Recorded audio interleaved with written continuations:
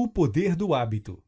O ser humano é uma criatura do hábito, não é mesmo? Os dias se repetem e apesar de você achar que está no controle, tomando decisões o tempo todo, a verdade é que na maior parte do tempo, você só está repetindo hábitos pré-determinados. Em O Poder do Hábito, Charles Duhigg ressalta o impacto dos seus hábitos em quem você é e no que você é capaz de alcançar.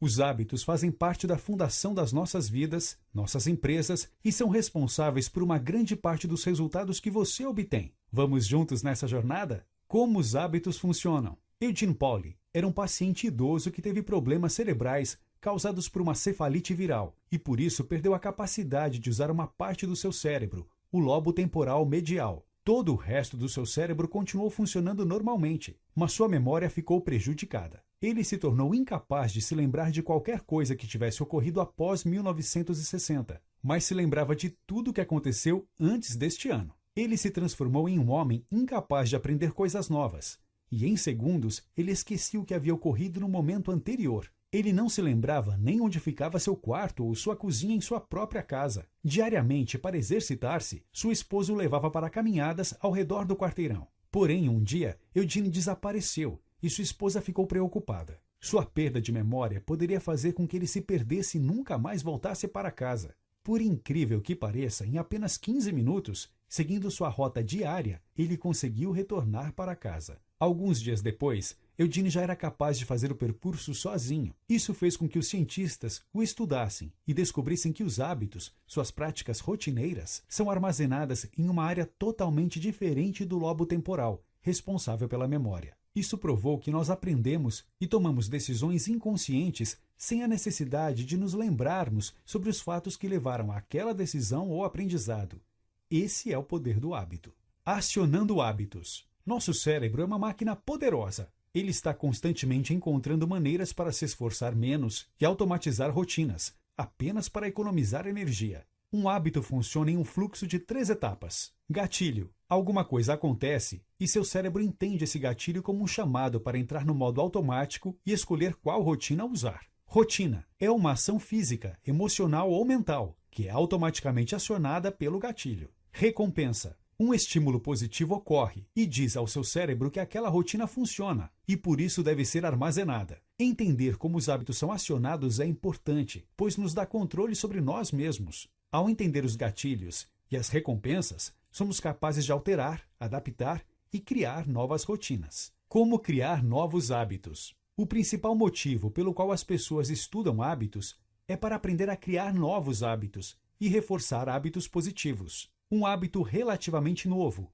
adotado pela população, por exemplo, é a simples rotina de escovar os dentes. Claude Hopkins, um publicitário americano, formou este hábito ao amarrá-lo a um gatilho comum no dia a dia das pessoas. Em seus anúncios, ele dizia: passe sua língua nos dentes. Sente uma camada sobre eles? Essa camada faz com que seus dentes percam a cor e se deteriorem. Após o gatilho, seus anúncios diziam: a pasta de dentes Pepsodent remove esta camada e deixa seus dentes mais limpos e bonitos. A grande verdade é que esta camada é natural e a pasta de dentes da Pepsodent não a remove. Mas o gatilho era tão poderoso que bastava as pessoas passarem a língua nos dentes e isso as conectava com a ideia de escovar os dentes, rotina, e a recompensa, dentes bonitos. Menos de 10 anos após esta campanha, a população americana que escovava os dentes cresceu quase 10 vezes. A técnica de Claude Hopkins é simples e segue os 3 passos.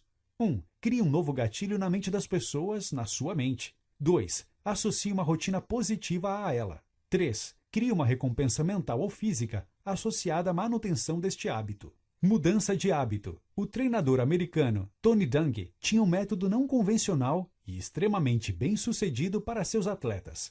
Ele levava seus jogadores a não responder automaticamente às jogadas de seus oponentes. Ele não queria que seu time pensasse antes de agir. Ele recorria à formação de hábitos que respondiam imediatamente, e não a escolhas racionais em cada jogada. Tony sabia que hábitos não são facilmente removidos. Eles precisam ser transformados, e eles só se transformam se uma nova rotina pode substituir a rotina existente, com o mesmo gatilho e uma mesma recompensa. Seus treinos se baseavam em amarrar os gatilhos e as recompensas existentes a novas rotinas. As novas rotinas eram mais simples, davam aos jogadores menos escolhas e mais comportamentos não racionais.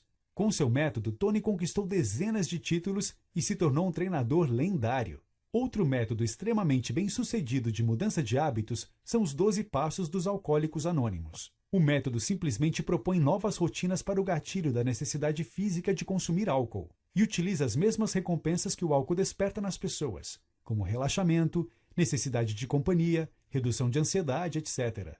Porém, o método do AA, por si só, ainda tem dificuldades de transformar os hábitos das pessoas. Por isso ele investe também na criação da crença de que as pessoas viciadas em álcool precisam da intervenção das outras pessoas. Elas precisam acreditar que tem mais gente envolvida nessa transformação para não decepcioná-las. Essa fé é um ingrediente essencial para mudar hábitos, pois a mudança ocorre em sociedade. Pequenas vitórias têm grandes impactos.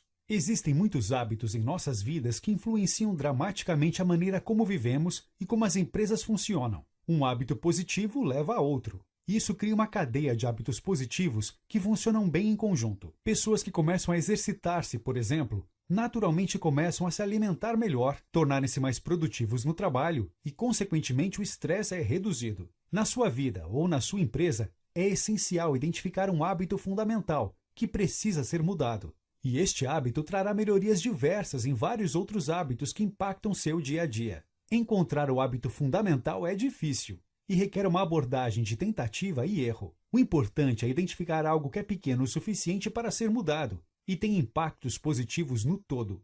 Em 2009, por exemplo, um estudo provou que o simples hábito de anotar o que as pessoas comiam era capaz de ajudar as pessoas a identificar padrões de alimentação, o que fazia com que elas planejassem melhor o que comiam e as tornava mais saudáveis. Neste estudo, o grupo que tinha os diários de alimentação perdeu o dobro de peso que os demais participantes. Foque em encontrar pequenas coisas.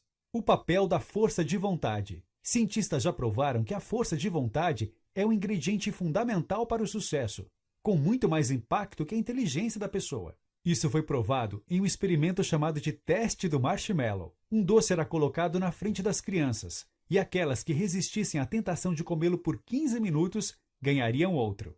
O resultado é impressionante. Crianças que conseguiram esperar para ganhar o segundo marshmallow obtiveram as maiores notas nos testes finais do ensino médio, maior taxa de acesso à universidade e melhor desempenho acadêmico. Porém, o ser humano tem um estoque limitado de força de vontade e ele também precisa ser exercitado. Quando desenvolvemos nossa capacidade de adiar a recompensa através do treinamento da força de vontade, ampliamos nosso estoque e nos tornamos capazes de realizar mais. Como líderes criam hábitos? Todas as empresas têm hábitos institucionais, que são repetidos diariamente por seus membros. Apesar de uma empresa acreditar que toma decisões planejadas no dia a dia, a verdade é que existe uma máquina de rotinas que levam às decisões da organização. Empresas bem-sucedidas cultivam hábitos que equilibram o poder e a paz. No início dos anos 2000, por exemplo, o Hospital Rhode Island era considerado um dos melhores dos Estados Unidos. Porém, com o sucesso, uma cultura tóxica se instaurou.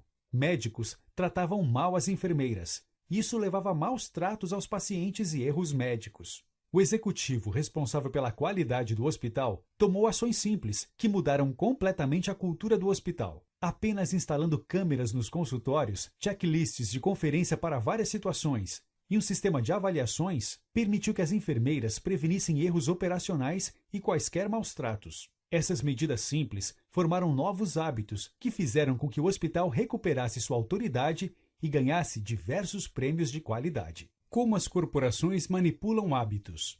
Nos últimos anos, com o advento da internet e da computação, as empresas passaram a ser capazes de capturarem um alto volume de dados sobre os hábitos dos consumidores, para predizer suas ações, novos produtos e demandas do mercado. Isso fez com que elas descobrissem que hábitos são mais importantes do que as intenções do consumidor no processo de compra. Com isso, porém, surge um desafio. Cada pessoa tem hábitos únicos, pessoais. Por isso, ao analisar este alto volume de dados, as empresas que entendem o papel do hábito no processo de compra são capazes de personalizar seus produtos e serviços para os hábitos dos grupos mais comuns de pessoas. Com informações como suas compras anteriores, sua idade, sexo e os meios de pagamento que você usa, as empresas conseguem criar grupos de usuários que agem de maneira relativamente similar. Se você compra pirulitos e fraldas toda vez que vai ao supermercado, por exemplo, as empresas podem descobrir que você tem filhos de idades diferentes. Com estas informações, as mesmas empresas são capazes de lhe enviar recomendações de produtos e cupons personalizados. Uma outra abordagem comum no marketing usando dados é se aproveitar de grandes eventos na vida das pessoas, como o primeiro emprego, o casamento ou o nascimento de um filho, criando oportunidades de formação de novos hábitos nas pessoas.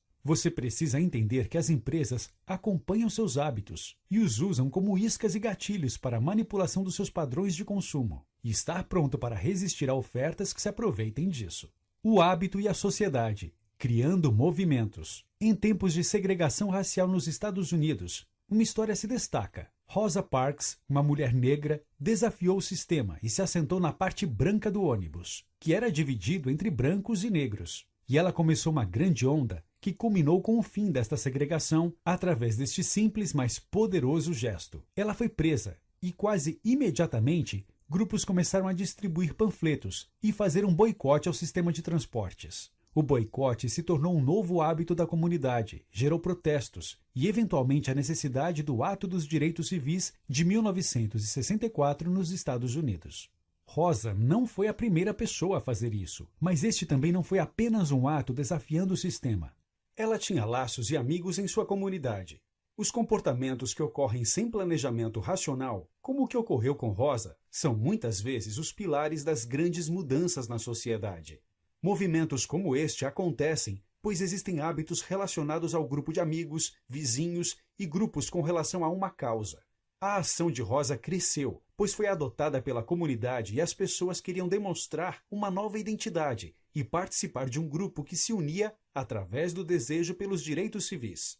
O poder dos laços fracos explicam como um protesto pode deixar de ser apenas algo de um grupo de amigos e se tornar um movimento social forte. Convencer milhares de pessoas a buscar o mesmo objetivo é difícil, mas usar a ligação entre as pessoas para criar uma pressão de companheiros tende a funcionar para mudar os hábitos de uma sociedade.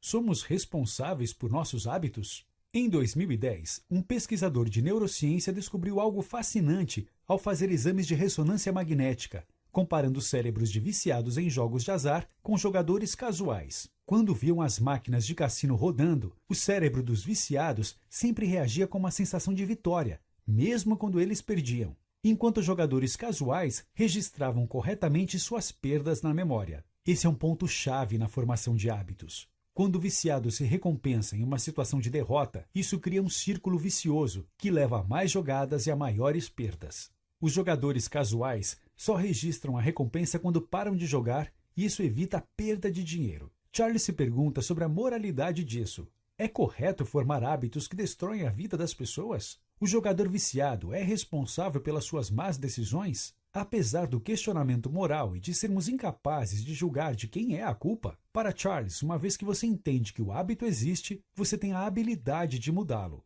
Mudança de hábito, um guia prático. Uma vez que somos capazes de compreender o papel dos hábitos em nossas vidas, nosso principal desafio é transformá-los de acordo com nossa vontade. Siga estes passos para formar hábitos saudáveis. 1. Identifique a rotina. Apesar de nem sempre ela ser óbvia e muitas vezes inconsciente, o importante é que você seja capaz de analisar seus comportamentos, se perguntar os motivos e planejar como mudá-los. Identifique o que você quer mudar antes de ir para o segundo passo. 2. Experimente recompensas diferentes. Se você não consegue trocar rotinas ruins por novas rotinas, é preciso jogar com as recompensas. Se você está comendo comidas ruins e se alimentando de forma nada saudável antes de dormir, por exemplo, você deve substituir a recompensa desta rotina. Substitua a comida por um lanche saudável ou apenas descanse por alguns minutos. Depois disso, ligue um cronômetro, aguarde 15 minutos e pergunte-se se você ainda sente a mesma vontade de comer fast food. Se sim, você ainda não identificou o gatilho do hábito. Experimente recompensas diferentes, até que você descubra qual gatilho aciona aquele mau hábito. Se por acaso, neste exemplo, o gatilho era sua fome, entenda que você pode superar a fome comendo coisas diferentes como o lanche saudável. Se o gatilho deste hábito é cansaço, tire alguns minutos para descansar. 3. Isole o gatilho. Se você sabe qual recompensa satisfaz aquele gatilho, ainda é necessário entender o gatilho mais a fundo. Os gatilhos mais comuns tendem a ser sempre relacionados a 5 categorias principais. Um lugar, onde você se encontra quando surge a rotina. Um horário, quando surge esta rotina? Um estado emocional, como você se sente quando surge esta rotina? Outras pessoas, com quem você está quando ela aparece? Uma próxima ação clara, quando você tem algo a fazer e a rotina é acionada. Se você tem um hábito que precisa eliminar, anote os lugares, horários, sentimentos, com quem você está e quais os próximos passos antes daquela rotina aparecer. Depois de algumas repetições, você começará a entender o padrão. 4. Crie um plano. Uma vez que você entendeu os 3 principais componentes do hábito, fica fácil planejar uma nova rotina que lhe traz a mesma recompensa para o mesmo hábito. Fique alerta até que o gatilho apareça e haja de acordo com o plano.